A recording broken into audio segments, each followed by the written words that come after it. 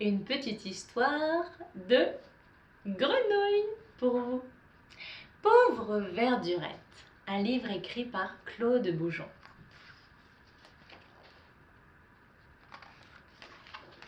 Pauvre Verdurette. Dans une mare, au bout d'un pré, une colonie de grenouilles menait une vie tranquille. Elle ne gênait personne. À toute heure du jour ou de la nuit, en duo, en quatuor, en chorale, elle pouvait chanter à tue-tête sans nuisance pour autrui. Personne ne les dérangeait. Seule une vache venait s'abreuver à la mare dans l'indifférence complète. Les grenouilles ne s'intéressaient plus aux bovidés depuis longtemps.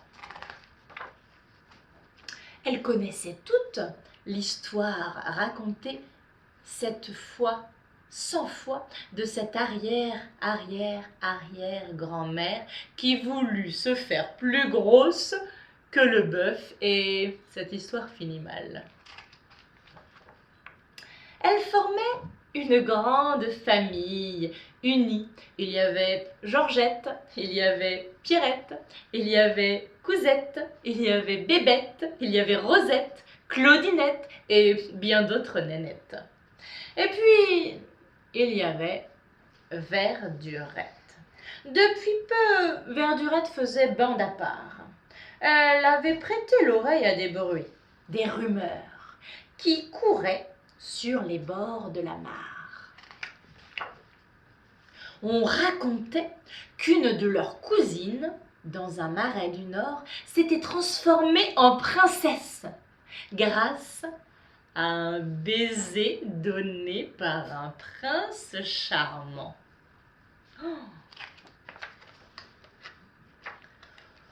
Pourquoi cela ne m'arriverait-il pas ? S'était dit Verdurette. Elle n'avait pas la moindre idée de ce qu'était et ce à quoi ressemblait un prince, mais elle attendait sa venue. Elle attendait, et le temps passait, et rien ne venait.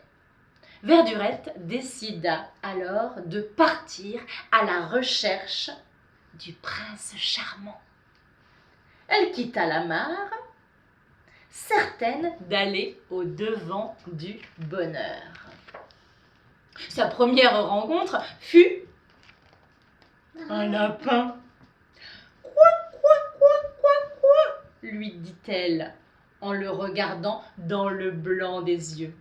Ce qui, en langage grenouille, signifie « Embrasse-moi, embrasse-moi, embrasse-moi ».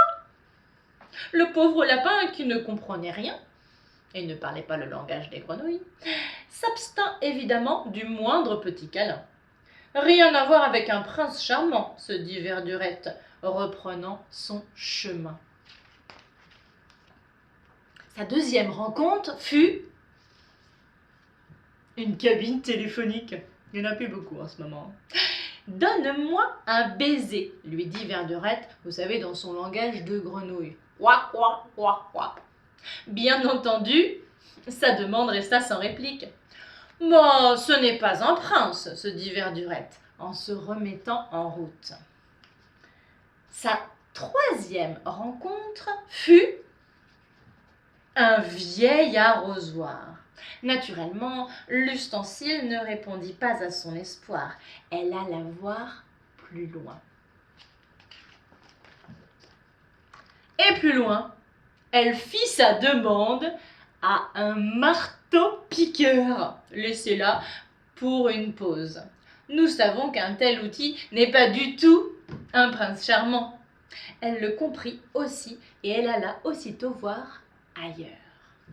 Ailleurs, c'était un crapaud qui voulut, lui, l'embrasser absolument. Mais cela ne plut pas à Verdurette, qui refusa obstinément, car ce n'était pas un prince charmant, évidemment, c'était un crapaud.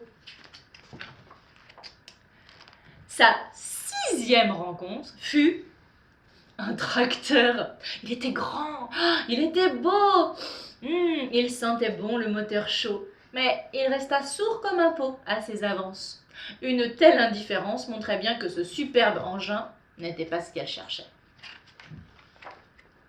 Ce qu'elle cherchait, elle crut le trouver dans ce petit point rouge à l'horizon qui fonçait droit sur elle. Mais Verdurette eut à peine le temps de s'écarter, le bolide manqua de l'écraser et lui envoya dans le nez une bouffée de gaz asphyxiant.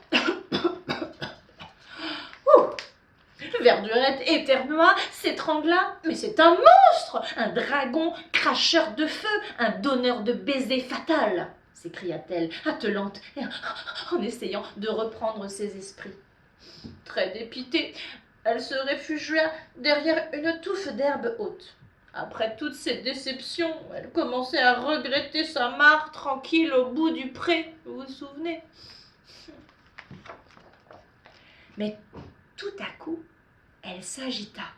Son petit cœur battait, battait, battait. Quelque chose lui disait qu'elle était au bout de sa peine. Un homme se dirigeait vers elle. Pleine d'espoir, Verdurette sautilla à sa rencontre. Elle se trouva rapidement à ses pieds et elle fit sa demande. Quoi, quoi, quoi, quoi, quoi, quoi, embrasse-moi, embrasse-moi, cria-t-elle. L'homme baissa la tête, vit l'animal, le prit dans ses mains. Oh, la jolie petite grenouille, dit-il. Il va le faire, il va le faire, il va le faire, pensait Verdurette. L'homme, en riant, la prit par la patte, la mit dans son chapeau et l'emporta dans sa maison.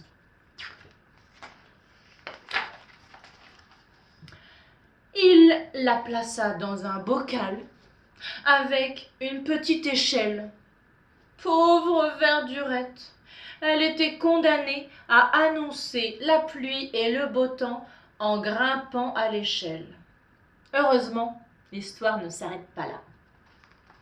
Un soir, Verdurette sauta, s'échappa, ploc, ploc, ploc, de sa prison de verre. Elle sauta de la table, ploc, ploc, ploc, ploc, ploc. Elle rejoignit sa mare, ploc, ploc, ploc, et elle confia toute son histoire à ses compagnes. Oh, on n'embrasse plus les grenouilles de nos jours. Voici l'histoire de Pauvre Verdurette. À bientôt pour d'autres histoires.